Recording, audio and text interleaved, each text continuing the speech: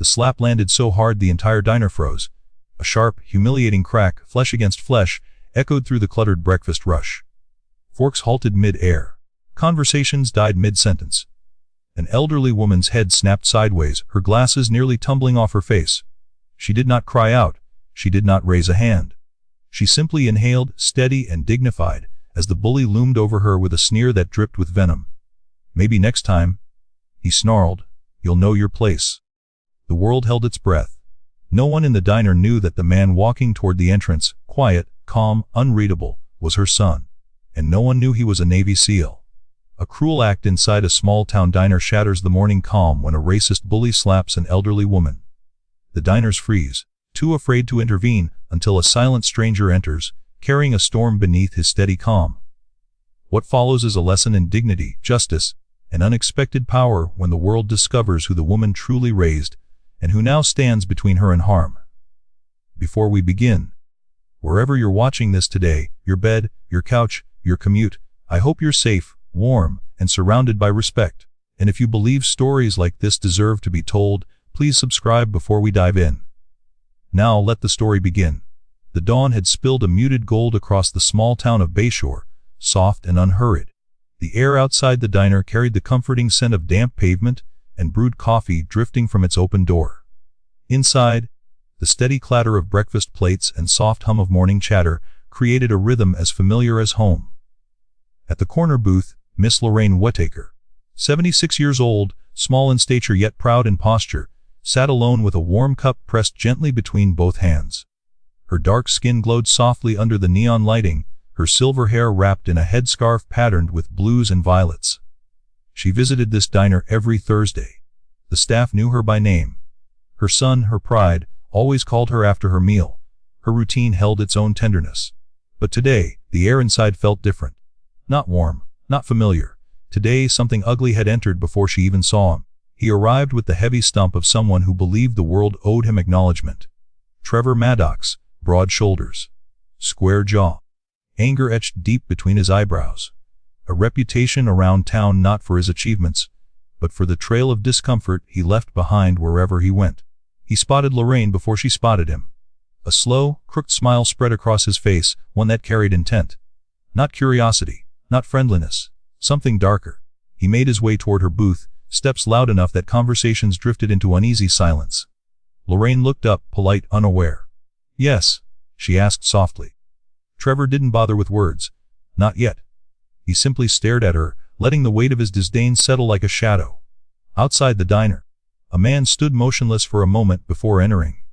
Warren Whittaker, 34, broad-shouldered, disciplined posture, movements economical and precise. Eyes sharp with thousands of silent memories, combat zones, lost brothers, in arms, the kind of sacrifices that weren't found in movies or headlines. He wore no uniform, no insignia. The only hint of who he was lay in the faint, pale scar tracing the side of his jaw, and the way he scanned every environment with quiet, practiced diligence. He had just returned home from deployment. His mother didn't yet know he was coming to surprise her. He pushed the glass door open gently, unaware of the storm forming ahead. Trevor planted his palms on the edge of Lorraine's table. "You're in my seat." Lorraine blinked, confused. "This seat. I've been sitting here every Thursday for." "Didn't ask for your life story, Grandma." His voice cut the air with a coldness that made a few diners shift uncomfortably. Lorraine's fingers tightened around her cup, though her voice remained calm.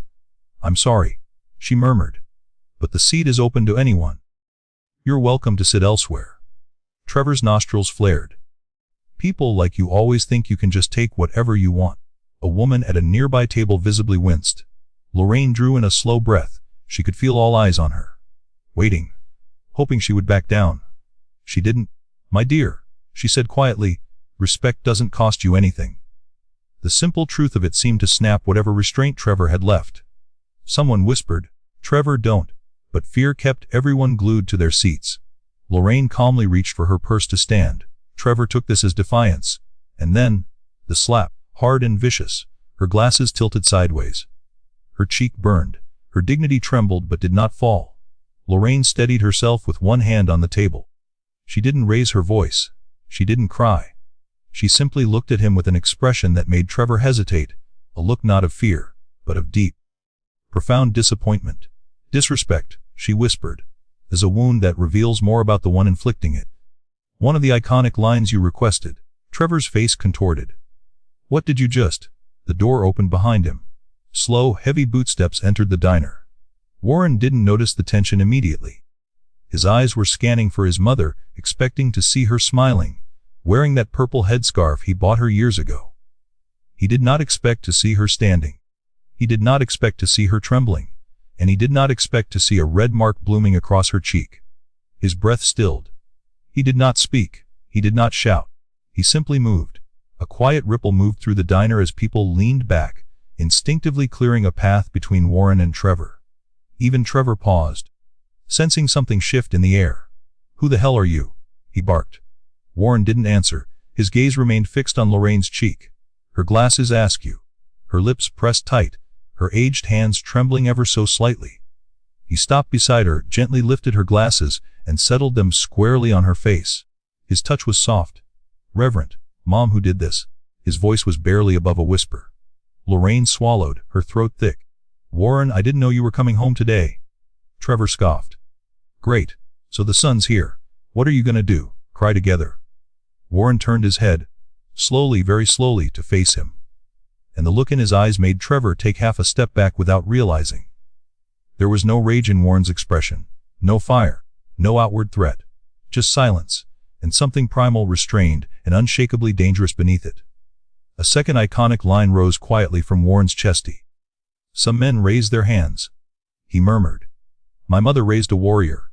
Warren had grown up in a neighborhood where respect wasn't afforded, it was cultivated. His mother had raised him with the strength of gentle hands, the courage of quiet endurance, and the belief that real power didn't shout. He enlisted at 19. He survived beauty guess on grit alone. He lost teammates whose names he still whispered at night. He had fought through sandstorms, gunfire, and darkness that swallowed lesser men whole. But nothing stirred his soul like seeing his mother harmed. Lorraine, meanwhile, had spent decades teaching underfunded classrooms, volunteering at community centers, and caring for her neighbors like family. She carried scars too, though hers were emotional, etched into years of navigating a world that didn't always value her dignity. And she had never complained. She always chose kindness, believing it would be enough. Today, someone mistook her kindness for weakness. They were about to learn the difference. Back up, Trevor said, though his voice cracked slightly. I don't know who you think you are. You don't need to know. Warren replied. Just know that you touched the wrong woman. Trevor's bravado flickered. Yeah. Well, she wouldn't move. She was asking for it. A murmur of disgust passed through the diner. Even those who had feared stepping in now stared at Trevor with open contempt. Lorraine touched Warren's arm gently. He's not worth it, she whispered. Warren agreed softly. But you are. Understood. Here is the entire remaining story in one uninterrupted continuation, completing your full 3004. Thousand word cinematic script. No parts. No breaks, just the full story straight through until the final outro. Warren's calm frightened Trevor more than any shouted threat could have. Men like Trevor understood volume, intimidation, and chaos. But this quiet, this stillness, it hinted at a man who didn't need to make threats because he was one. And yet, Warren didn't lift a hand. Not yet. He simply guided his mother gently back into her seat, his eyes never leaving Trevor, not for a single heartbeat. Lorraine sat down slowly, hands folded, her dignity unbroken even as her cheek throbbed with a bruise that would darken by evening. The diners remained frozen. No one reached for their pancakes or coffee. No one dared to break the tension weaving like invisible wires across the room. Trevor swallowed hard. The realization suddenly crept upon him. He wasn't dealing with an ordinary man. Something in Warren's posture, his breathing, the unblinking steadiness of his gaze, it spoke of discipline forged in fire. Look, Trevor muttered, trying to gather his confidence. This isn't your business. Your mom was disrespecting me. Warren blinked once. Slowly. She taught me that respect is measured by how you treat those who can't fight back, he said. Today you showed the world who you are. Trevor bristled. Stop talking like you're someone important. Warren didn't answer. Instead, he crouched slightly, placing himself at eye level with his mother. It was a small gesture, tender, reverent. Lorraine's eyes softened, though sadness trembled at the edges. I didn't want trouble. she whispered. He was angry about something long before he saw me. Anger is no excuse. Warren replied quietly. And you shouldn't have been alone in this room. Lorraine touched his forearm, her fingers trembling. Please, Warren. Don't ruin your life because of people like him. His expression steadied. I'm not going to ruin my life, Mom. I'm going to protect yours. Then Warren stood. Trevor took a step back as Warren approached, not because Warren moved quickly, but because he moved with purpose. The kind of purpose men carried only after surviving things that others didn't. Stay back, Trevor ordered, voice rising. I didn't do anything that bad. It was just a slap. A gasp fluttered through the diner. Just a slap, Warren repeated, voice soft as wind through dry leaves. You say it like it was harmless. Trevor laughed nervously. You're making this bigger than it is. No, Warren said. I'm exposing what it really is. Trevor's chest puffed slightly. You gonna hit me? Go ahead. Then you're the one who goes to jail. Warren's lips curved into the faintest, saddest smile. If I wanted to hurt you, you wouldn't be speaking. The truth in that sentence washed over Trevor like cold water. The diners felt it too, a collective shiver passing through the room. Warren stepped closer. Trevor's hand twitched at his side, a reflex of fear. Warren stopped just short of touching him. Close enough for Trevor to feel the breath of someone who didn't bluff. You slapped my mother, Warren said quietly. Not because she did anything wrong, but because you thought she was alone. Because you assumed no one would stand up for her. Trevor scoffed, though his lips quivered. Man, get out of my face. I will, Warren answered. After you do something you've probably never done in your life. Trevor froze. What? He snarled. Apologize. The word echoed through the diner like a bell tolling at midnight. Trevor let out a harsh breath, caught between fear and pride. I'm not apologizing to. You will. Warren's voice didn't rise. It didn't shake. It simply carried the weight of inevitability. Trevor's eyes darted around the diner, searching for support but found none. Not a single person met his gaze.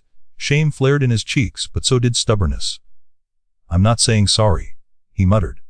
Warren exhaled slowly, a sigh more painful than angry. I hoped you would choose dignity, he murmured. I see now you don't know what that means. Trevor had assumed Warren was bluffing. That he'd puff out his chest like other men. That he could be intimidated back into submission with a threat or a shove. But Warren didn't threaten. He didn't shove. He simply stepped aside and spoke with a quiet command that rippled with military precision. Everyone in this diner, he said, saw what he did to my mother. If any of you believe she deserved it, speak now. Silence. Complete, suffocating silence.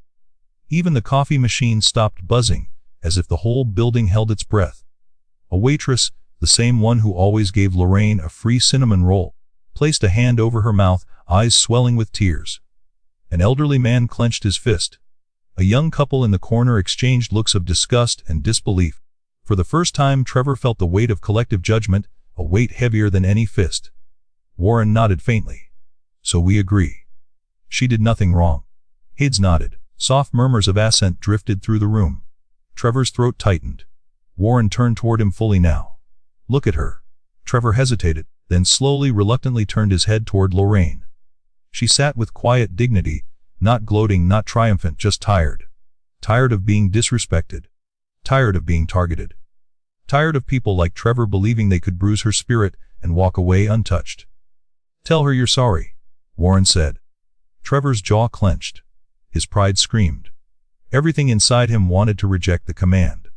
But the weight of the room pressed on him from every direction. He muttered. Sorry. Warren tilted his head. Say it to her. Not to your shoes. Trevor felt the walls closing in. Finally, he lifted his eyes.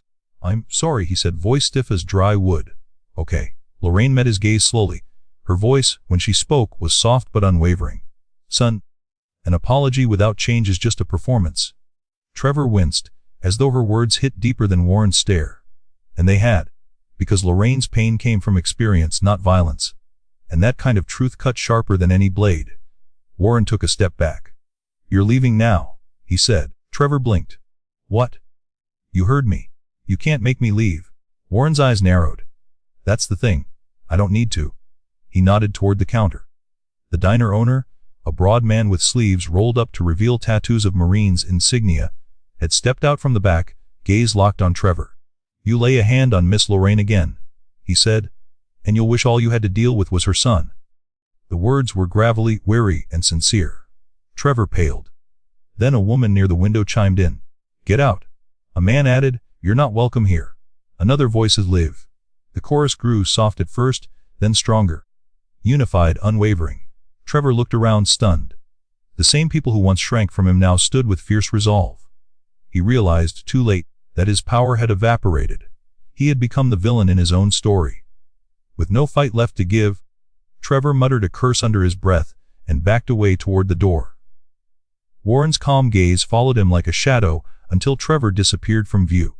The moment after the storm, as the door swung shut, the diner exhaled collectively, the kind of release that follows a storm barely survived. But Warren didn't savor the victory. He turned immediately to his mother and knelt beside her once more. "I'm so sorry," he whispered. Lorraine's fingers brushed his cheek. "You have nothing to apologize for." "I should have been here." She shook her head. "You were serving your country. That is enough." Warren looked at her bruise and felt something inside him twist, a knot of guilt, anger, and helpless love. "I've watched men fall," he said softly. "I've held them as they took their last breaths. But nothing has ever hit me as hard as seeing someone hurt you." Her eyes glimmered with warmth. "You can't protect me from everything, Warren." He bowed his head. "I know, but I can protect you from him." Lorraine's smile was faint, but full of grace. "And you did." A hush lingered, but slowly, gently, the diner began to breathe once more. The waitress approached timidly, tears still clinging to her lashes. "Miss Lorraine, are you okay?" she asked. Lorraine nodded kindly. "Thank you, dear." Warren rose to his full height, towering yet tranquil. The waitress's eyes widened as she took in his stature. You handled that better than anyone I've ever seen," she whispered. Warren shook his head. "I only did what any son should." "Not every son would," she replied. That truth lingered in the air. The elderly man from earlier walked over. "Ma, I'm sorry I didn't step in earlier. I should have. We all should have." Lorraine patted his hand. "Fear is a loud teacher. But today, you found your courage." Her words softened him, easing his guilt. Warren looked around at the diners, their faces full of remorse and something else. Respect. Earned not through violence but through dignity. Before anyone could speak again, Lorraine slowly rose from her seat. Her voice, when it came, was steady as a church bell. "Strength isn't in the hand that strikes," she said. "It's in the heart that withstands." Another iconic line. Every person in the room grew still. It wasn't simply wisdom, it was truth carved from a lifetime of enduring hardship with grace. Warren looked at her with profound admiration. He always knew his mother was strong. But today, she had shown the world just how unbreakable she was. A final twist of justice. Just then, a police officer entered the diner. Not with urgency, more with concern. Someone outside had seen the altercation and called it in. The officer, a young black woman, recognized Miss Lorraine instantly. "Mrs. Whitaker, are you hurt?" she asked, eyes widening at the sight of the bruise. Lorraine reassured her. "I'm all right, dear." Warren turned to the officer. "The man who did it just left." The officer nodded. "We already have him in custody outside." Several witnesses came forward. Trevor's arrogance had finally met consequences beyond a diner's door. Warren felt a strange mix of satisfaction and relief. Justice wasn't always loud. Sometimes it arrived with quiet footsteps and calm authority. Before Warren and Lorraine could leave, the owner stepped forward with a grave, heartfelt sincerity. "Your meal is on the house forever," he said. "Yours and your son's. And Miss Lorraine, I'm so sorry we didn't do more." Lorraine's eyes softened. "Today, you all stood up. That is enough." Warren placed a hand on her back as they made their way toward the door. And then something unexpected happened. As they walked out, every single person in that diner, every last one, rose to their feet. Not loudly, not theatrically, not for show, just a silent, heartfelt gesture of respect. A standing acknowledgement of a woman who had endured injustice with grace, and a son who protected her not with violence, but with unshakable honor. Lorraine paused at the doorway, overwhelmed. She whispered to Warren, "I've never seen anything like this." Warren whispered back, "They're not standing for me, Mom. They're standing for you." Some stories remind us that strength isn't always loud. Sometimes it sits in the corner of a diner, sipping tea, wearing a soft, purple headscarf, and choosing kindness even when the world offers cruelty. Sometimes it's a son returning home, carrying the weight of battles no one will ever see, standing up for the one person who taught him how to survive them. And sometimes justice arrives not with fists, but with truth, dignity, and the courage to do what's right. If this story touched you, I invite you to share your thoughts in the comments and tell me where you're watching from. And if you believe stories like this need to be told, please subscribe for more tales that honor silent heroes, unseen sacrifices, and the power of dignity in a world that often forgets it.